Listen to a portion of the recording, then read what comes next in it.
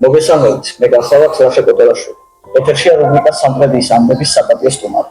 ვიდრე გადაცემის სტუმართან საუბარს დავიწყებდეთ, გეტყვით, ჩვენი გადაცემის მიზანია კიდევ უფრო ახლოს გადაცნოთ ადამიანების საინტერესო ისტორიებით, გამოცდილებითა და მიღწევებით.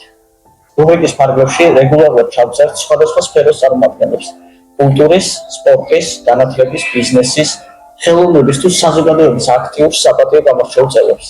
ისინი გაგვიზიარებენ თავიანთ პროფესიულ და პირად გამოცდილებას. გადაცემებში გაიჟღერებს ბევრი საინტერესო თემა, ემოციური ისტორიები, უცბელი საუბრები. სამტრედიის ამბების საპატიო სტუმარი არ იქნება მხოლოდ რუბრიკა და ინტერვიუ, ეს იქნება დიალოგი ადამიანებს შორის, ტრადიციებსა და თანამედროვეობას შორის, გამოცდილებასა და მომავლისინებებს შორის.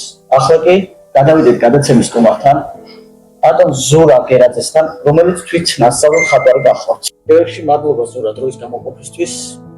თქვენი ახალი წამოწყება გადაცემა და პატივია თქვენი ჩართულობა. უპირველეს ყოვლისა გვიამბეთ თქვენ შესახებთ. ვინ არის ზურა გერაძე? პირველ რიგში მადლობა მოწვევისთვის და რაც შემიძლია ჩემს თავზე თქვა, ის არის რომ ვარ ხატვა, ცოტათი ინჟინერია და რაღაცის შექმნის შესაძლებლობა, ვთქვათ. პროფესიით ელექტროინჟინერი. რამდენად აკავშირებთ ელექტროინჟინერიას ხატვასთან? თავისებურად რა თქმა უნდა განსხვავებული სფეროებია, მაგრამ არის რაღაც დეტალები, სადაც შეიძლება ეკუთვნოდეს ერთმანეთთან. ზურა სხვადასხვა ლოკაციაზე მოხატულობს კედლებში, ჩვენს ქალაქში. როგორ გაჩნდა იდეა და როგორ დაიწყო თქვენი თავგადასავალი მხატვრობაში? თავიდან პატარა სურვილი იყო ასეთი, რომ გაგვეთებია უფრო დიდი ზომის ნამუშევრები კედლებზე. ეს ჩემი და ჩემი მეგობრის ელდარის სურვილი იყო. შემდგომ პირველი ნამუშევარი მასთან შევასრულეთ სახლში. რის გამოც ასეთვისე არც რთული იყო, მაგრამ მდოდორ ამე უფრო მეტად დატვირთული და საჯარო ყოფილიყო. ამიტომაც გადავწყვეტ პირველი ნამუშევარი გავკეთებია რკინიგზის მიმდებარედ სკვერში. შემდგომ რაღაც მიზეზების გამო დაზიანდა და სურვილი აქ იმისა რომ გაკეთებულიყო იყო რომ რაღაც ახალი დეტალი შემოტანილიყო სამტრედიის იერსახეში. ვინაიდან არაერთხელ ყოფილა ძველი დროის განმავლობაში საბჭოთა კავშირიდან ისე შემორჩენილი მოზაიკების დამგვარი დეტალები ინფრასტრუქტურაში და ჩემთვის როგორც იმ დროინდელი ბავშვისთვის გავლენას ახდენდა სფერადი ბრალებში სამყარო. და ფიქრობ ამის შექმნის სურვილი მომწრავებდა. ძალიან საინტერესო. ბრალებში ახსენებთ ფერადი სამყარო. და ეხლა როგორ სამყაროს დაფერია? შეიძლება ითქვას, რომ თანდათან უფერულდება, მაგრამ ეს ცოტა ისეთი დეტალი არის. აღქმის საკითხია, ყოველთვის ერთი და იგივე ხასიათზე ან ვითარებაში არ უყოფებთ ადამიანები და შეიძლება ითქვას, რომ ამითაც არის განსხვავებული სხვადასხვა დღე ერთმანეთისგან. ანუ შეიძლება ითქვას, რომ ამით უფერულდება უკვე. საინტერესოა, თქვენი აზრით, როგორი გარემო ქმნის ყველაზე ხელსაყრელ ატმოსფეროს ხატვისთვის? ზოგადად ფიქრობ ჩემთვის ან როგორც აქტიური ადამიანისთვის უმეტესწილად ცოტა ისეთი დღეები, მოდი ასე ვთქვათ, ამინდით განვიხილოთ რა, მაგალითად უწრემიანი ან რამე ისეთი, სადაც ვთქვათ აქტივობები ნაკლები არის, რა ფიზიკური აქტივობა ან რამე ასეთი. შესაბამისად დამშვიდებული ვარ უმეტესწილად და მომიტყვენ გასაქცევი არსად არ მაქვს რა, შესაბამისად შემიძლია მაგდროს მთელი ძალებით მუშაობა ნამუშევარს, მაგრამ იგივეს ვერ ვთქვი რა თქმა უნდა კედლის ხოტრობას. ვინაიდან აქ რა თქმა უნდა კარგი ამინდიც უნდა იყოს და შესაბამისი რა თქმა უნდა განწყობაც.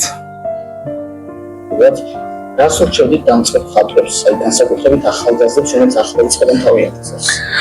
ვფიქრობ უმეტესწილად უმჯობესია მხატვრობის და კონკრეტულად ამ სფეროს შემოვიჯებისას უმეტესწილად უშუალოდ თავის ტექნიკაზე მუშაობა. აქ საუბარი არის ნიკონ საკუთარი თავი მხატვრობაში და ასევე შეიძლება ბევრი დრო დაუთმონ დეტალების გამოსახვას, ეს უფრო კონკრეტულად რო განვიხილოთ მხატვრობის ეს ტექნიკის საკითხები, უფრო დეტალების გამოსახვა და მაგალითად მქონი ერთხელ შეერთხოვა, რომ როდესაც უკითხავთ რა როგორ გავაკეთო ეს თქვენ ნახატი რა. მე პირდაპირ დამეწყდა საუბარი იმაზე თუ უშუალოდ რას ხედავდა და არა იმას თუ რას წარმოედგენდა.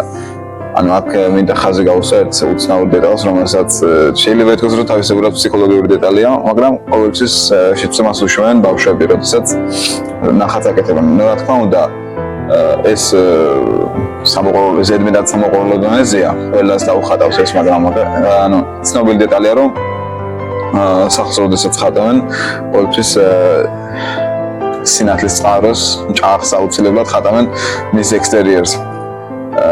რა თქმა უნდა, ადამიანმა აზროვნებაში იცის, რომ ნატურა სახლის შიგნით იმყოფება.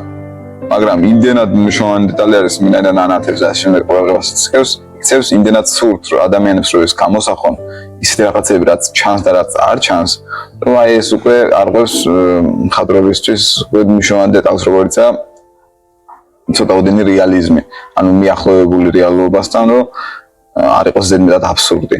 ანუ მხატვრობა რა თქმა უნდა არის იმის დანახვა, რასაც ვერ დაინახავ რეალობაში, მაგრამ მე ვფიქრობ, მხატვრობა ასევე არის დარჩევი ამ რეალობაში. ასახვისთვის ვფიქრობ საჭიროა, რომ გამოვიყენოთ არარეალურ სივრცეში რეალური დეტალები. ძალიან საინტერესოა და მათ შორის ახსენე იპოვოს საკუთარი თავი, ანუ იპოვონ საკუთარი თავი. მეტად შეგვისწევ. მარტივი მოკლე გზამკვლელი დავუტოვოთ შენი გამოცდილებით, რანაირად მიაგნოს, რანაირად იპოვონ, რა უნდა აკეთო მაგას. ანუ რა თქმა უნდა, მრავალი სტილი არსებობს მხატვრობის და როდესაც საკუთარი თავის პოვნა სურს მხატვრობაში, უნდა მიაქცია ყურადღება თუ რა შეგიძლია. რა თქმა უნდა, ადამიანების შესაძლებლობები საზღვრო არის რაღაც ჩარჩოებში.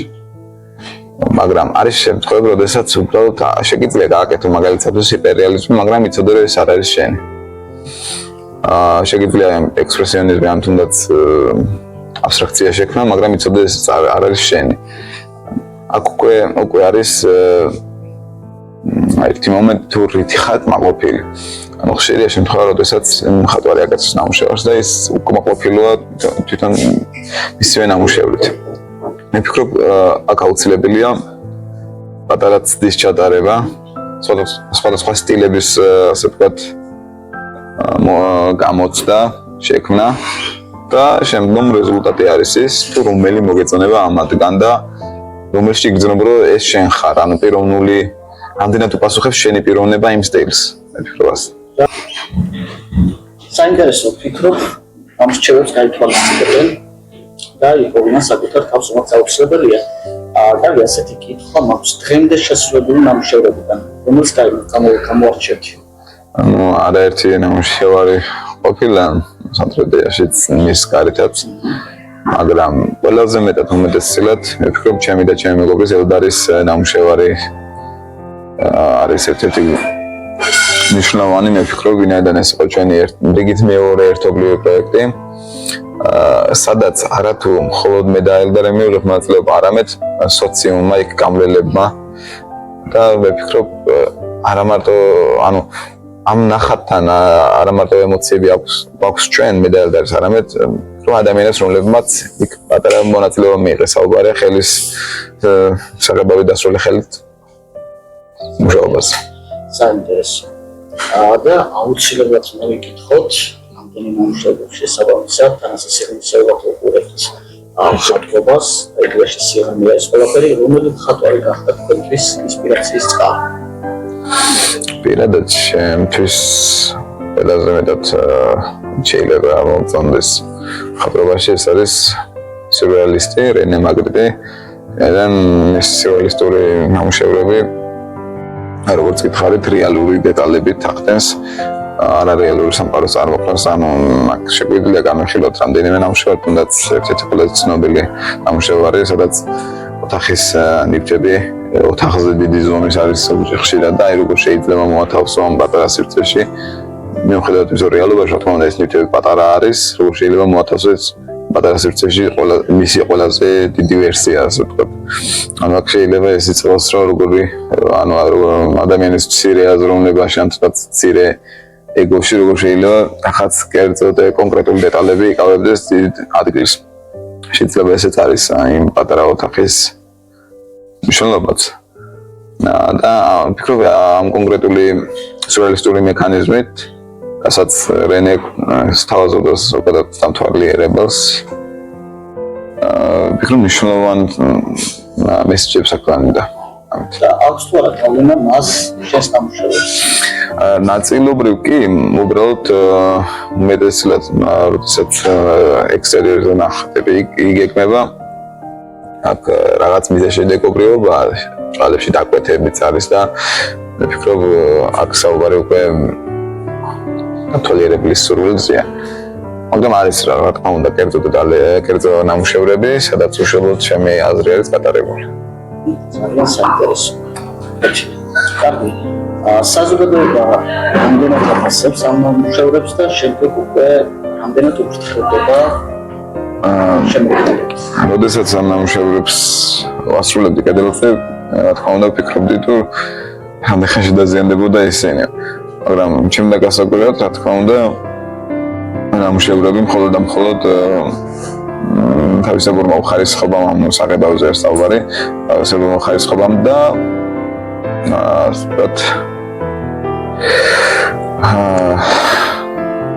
კედლის ზედაპირმა დააზიანა რა და რა თქმა უნდა ერთი ორგანი რა თქმა უნდა მინახავს წარწერები, მაგრამ ან თქვათ რა ვანდალიზმი და მიზანმიმართული დაზიანება ნამუშევრებს არ არის, რაც ჩემთან მიმართებაში ძალიან საპატივცემლოა და მიხარია კიდეც, ვინაიდან კარგია რომ საზოგადოებას არ სურს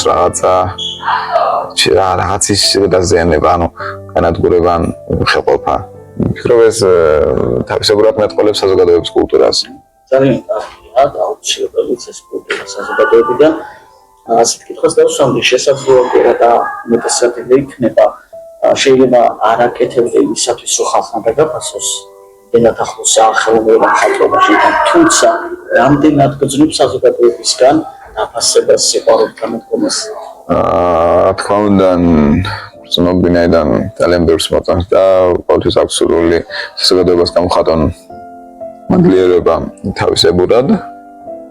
რა თქმა უნდა, დაფასებით ბევრს მოსწონებია ნამუშევარი, მაგრამ არის შემთხვევები, როდესაც უბრალოდ მათ ამის არის ნამუშევრის, ან თუნდაც მისაპირებულების. შეიძლება ისიც არის, რომ ამ სამყაროში არ არის მიჩვეული ამგვარი დეტალებს, ანუ ვერ ვიტყვით, რომ ეს სიახლეა, მაგრამ სამტრედიაში კონკრეტულ შემთხვევაში ეს სიმრავლეს არ წარმოადგენდა. რა თქმა უნდა, იყო ერთი-ორი დეტალი, მაგრამ ეს იმდენად იყო ჩამჯდარი ქალაქის იერსახეში, რომ თითქოს და შეუმჩნეველიც იყო რა. ალბათ ეს უბრალოდ შეგუების ნაწილია. მაგრამ ვინაიდან ნახეთ ჩემი ნამუშევრები უმეტესად ფერადიც არის და დროში ასე ვთქვათ მალე ჩნდება კედლებზე, ვფიქრობ საზოგადოება მაინც ასე ვთქვათ განსხვავებული აზრი აქვს, ანუ მოტივად რომ ვთქვათ ეგრევე ვერ ეჩვევა რა და შეიძლება ამან რა თქმა უნდა ყოფილებაც გამოიწვიოს, მაგრამ მთავარი ამ ყველაფერში მაინც ის არის, რომ საზოგადოების დამოკიდებულება არ არის აგრესიული მიუხედავად ამ ცვლილების. ზოგადად ცვლილება მაინც კიდევ თუ არა წარმოადგენს აგრესიის წყაროს.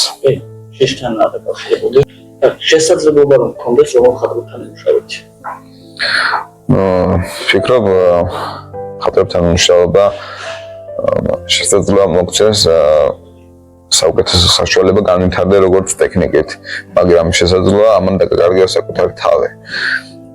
როგორც გითხარით, რენე მაგრეტი რა თქმა უნდა საუკეთესოა, მაგრამ რაღაც კონკრეტული მხატვარს ვერ გამოვარჩევ როგორც წესი. ანუ თავს შეიძლება ვისურვო, რომ ვიმუშაო ერთად. მაგრამ მე ვფიქრობ მხატვრების უმეტესობა მაინც ჩაკეტილი პიროვნებებია, ასე რომ არ მგონია რომ საჭიროებას წარმოადგენდეს ვინმე საერთოდ მუშაობა. ეს კოლაბორაცია რა თქმა უნდა მომწონს, მაგრამ ინდივიდუალიზმი მაინც გავლენას ახდენს და ამით უფრო ნაკლებად შეიძლება თქვა საკუთარი სათქმელი. ტრადიციული, მაგრამ ძალიან მნიშვნელოვანი შეკითხვა. რას ნიშნავს თქვენთვის სამტრედია? შემოშობილი ამას როდესაც კითხვას მისვამენ, სამტრედიას ყოველთვის მოახსენიებ თეთრ ფურცელად. ცარიელ ფურცელად, რომელზეც ათასობით გეგმა შეიძლება შეადგინა. ასე რომ საწყის საშუალებას, რომელზეც შეიძლება მთლიანი იმპერიაც გეაშენა, თუნდაც იდეაში. ასე რომ საშუალებას საზღვართ. ძალიან სერიოზული ხებოდა. დამატებთ და ბოლოს რას დამატებთ? რას გვიწყებთ? ჩემს საზოგადოებას მიმართავ, რომ დანებდნენ, არ აქვს მნიშვნელობა შეუძლიათ თუ არა ხატვა და რამდენად ურთულდებათ ეს პროფესია. ნამდვილად არ არის მარტივი, მაგრამ შესაძლებელი არის. და რაც შეეხება გადაცემას, წარმატებას გისურვებთ. და ასე ვთქვათ, საზოგადოებას, რომელსაც ეს თქვენი კონტენტი მოეწონება, უნდა დააფასებენ როგორც ქალაქის ერთ მნიშვნელოვან საქმეს, მადლობა ასეთ შეფასებისთვის, მადლობა დროის გამოყოფისთვის და ასეთი საინტერესო და სიხმისეულის თემისთვის და ინტერვიუსთვის.